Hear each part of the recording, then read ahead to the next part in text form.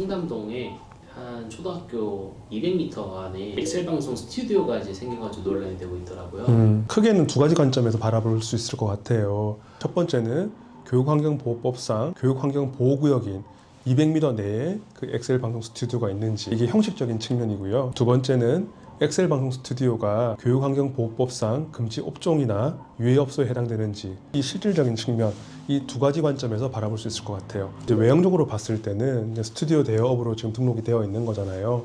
그리고 스튜디오 대여업이기 때문에 스튜디오를 대여했다고 해서 처벌을 하거나 제재를 하기는 어렵겠죠. 하지만 지금까지 주로 문제되어 왔던 것들을 스튜디오에서 주로 뭐 음주를 한다든지, 아니면 뭐 도박을 한다든지, 나체 여성 모델을 모델로 쓰면서 음란한 사진을 찍는다든지, 사실 그런 것들이 지금까지 상당히 문제가 많이 되어 왔단 말이에요. 근데도 불구하고 지금 스튜디오 대여업이라는 것이 단순히 신고제로 되어 있잖아요. 대한민국 사람 누구나 원하면은 할 수 있는 업종이 되어 있잖아요. 그렇지만은 이러한 어떤 불법 행위가 일어날 수 있는 위험성이 비추어 봤을 때 스튜디오 대여업을 허가제로 전환해서 위험적 가능성들을 관리하고 좀 차단할 필요가 있다고 생각해요. 관련 법은 없는 거죠. 지금 스튜디오 대여업을 해서 스튜디오 대여를 그 엑셀 방송에 지금 대여한 거잖아요.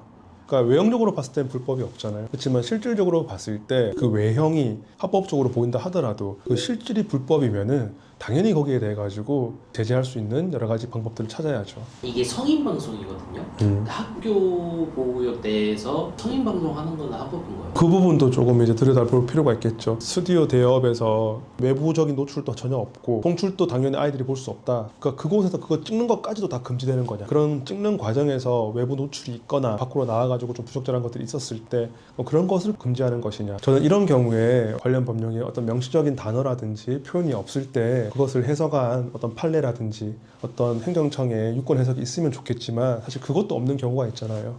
그런 경우에는 우리가 관련법의 입법 취지를 살펴보는 것이 가장 중요하다고 생각해요. 교육환경보호법의 입법 취지가 실질적으로 청소년이 건강하게 성장할 수 있도록 그런 유해한 환경들을 예방하고 차단하는 데 있을 거잖아요. 그렇기 때문에 입법 취지에 비추어 봤을 때 직접적으로 청소년들에게 노출되지 않는다 하더라도 그러한 어떤 성인 콘텐츠, 또 이런 유흥 콘텐츠로 바라볼 수 있는 그러한 것들을 주로 촬영하는 장소가 학교에 인접해 있다는 것, 그럼 그것은 충분히 사실은 관련법의 입법 취지상 제재할 수 있는 여지가 있다고 생각해요. 새로운 유형이다 볼 수 있는. 여러 가지 사회가 발달하면서 지금 특히나 뭐 AI라든지 여러 가지 뭐 개인 방송이라든지 이런 것들은 진짜 기하급수적으로 성장하고 있잖아요. 입법 단계에는 예상하지 못했던 어떤 현상들과 상황들이 지금 많이 발생하고 있단 말이에요. 이런 엑셀 방송도 그러한 것들 중 하나라고 저는 봐요. 그 사람들 입장에서는 지금 이런 것들을 하지 마라, 불이익한 처분인 거잖아요.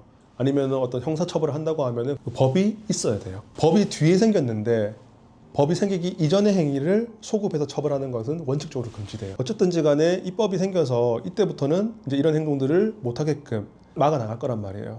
근데 그 전에 그럼 이 공백을 어떻게 하냐는 그 문제인 거예요. 그럼 이걸 그냥 내버려 두느냐, 그것이 아니라 지금이라도 실질적으로 할 수 있는 것들을 적극 동원해서, 그래서 우리 아이들의 어떤 교육과 성장과 성인식에 악영향을 미치지 못하도록 어른들이 좀 힘을 모아서 이런 것들은 조치할 필요가 있다고 생각해요. 경찰이나 뭐 지자체 구청에서도 이제 현장 방문해서 실질적으로 할 수 있는 게 없다 하더라고요. 실무 현장에서는 이제 그런 말씀 많이 하시죠. 예전에는 뭐 이렇게 경찰이라든지 행정청에서 가서 얘기를 좀 하면 겁도 좀 먹고 약간 좀 자제하는 분위기였는데, 요즘에는 제일 먼저 하는 게 영장 들고 와라, 법적 근거가 어디 있느냐, 적극적인 권리 행사를 많이 하신다고 하시더라고요. 근데 저는 똑같이 이제 반대쪽에서 부모와 교육기관과 지자체도 마찬가지로 적극적인 권리 행사를 좀 하면 된다고 생각해요. 조금 더 신속성이 있는 조례라든지 아니면 지자체장의 어떤 권한이라든지 이런 것들을 통해서 1차적으로 조치하거나 예방할 수 있는 부분들은 분명히 존재하거든요. 지속적인 민원이라든지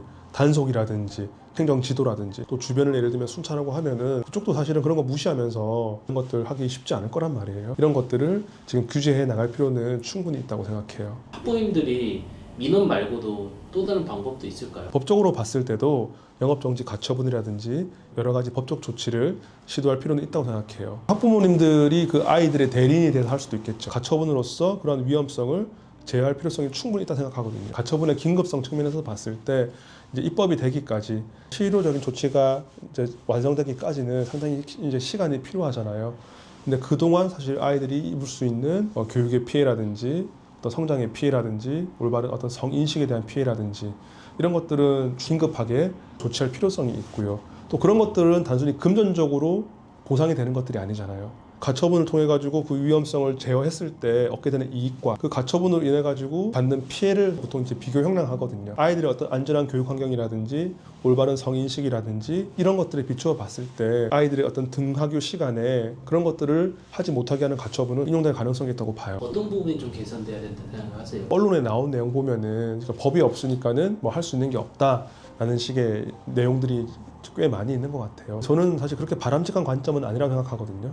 그러니까 법이 없으니까 지금 빨리 우리가 그 법을 만드는 것에 대해서 사회적 논의와 합의를 만들어 가야죠. 그리고 이 법이 생기기까지 그러면 이 기간 동안 우리 아이들의 어떤 교육과 성장과 올바른 성관념을 지킬 수 있는 그러한 조치들을 빨리 강구를 해야겠죠. 이런 것들이 건전한 법 감정과 일반인의 상식을 놓고 봤을 때 바람직하지 않잖아요.